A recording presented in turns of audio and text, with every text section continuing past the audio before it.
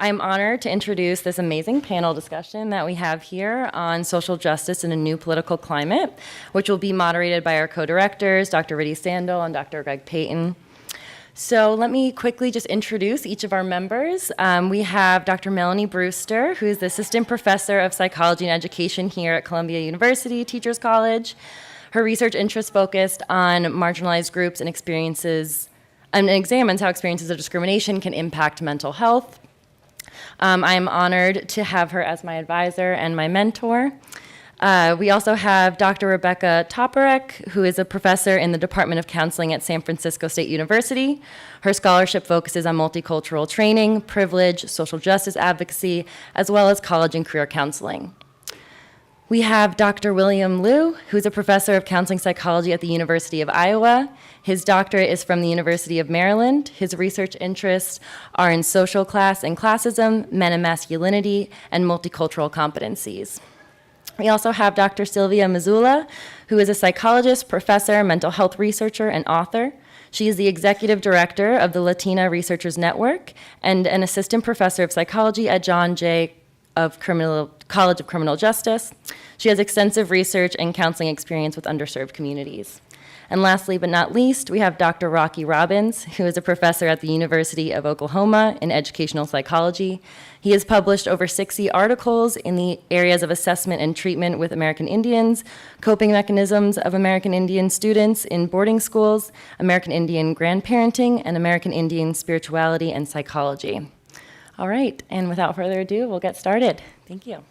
So let's get started. So the first one, sort of, as Greg and I were putting together our thoughts and questions, one that has been particularly pertinent for us this year has been sort of the neutrality of academia. And that how we are living in an age where perhaps sometimes it's not easy being neutral. In whichever dimension you want to be neutral. And even at Teachers College, fairly, very liberal, very progressive school of education in New York State, perhaps one of the most progressive and liberal cities in our nation, we have sort of struggled coming to terms with how do we sort of keep our beliefs and our ideologies and how do we present them to our students in a way to increase dialogue as opposed to alienate others.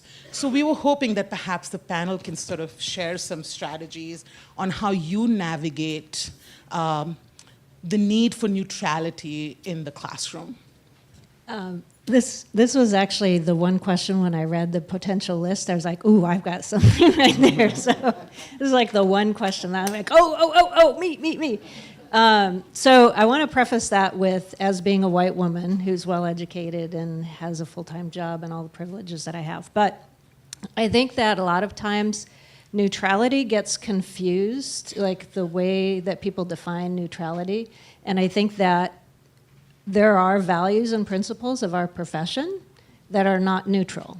They're not negotiable, and they're human rights. And so when things happen, whether it's in a political sphere or somewhere else, it's against human rights and it's against the values of our profession. So I feel like we can really clearly speak out, excuse me, in terms of what our profession says and our codes of ethics that talk about what our duty is as professionals. And so I think when we use our codes of ethics in ways that really help to speak to those values, I think that can be really strong.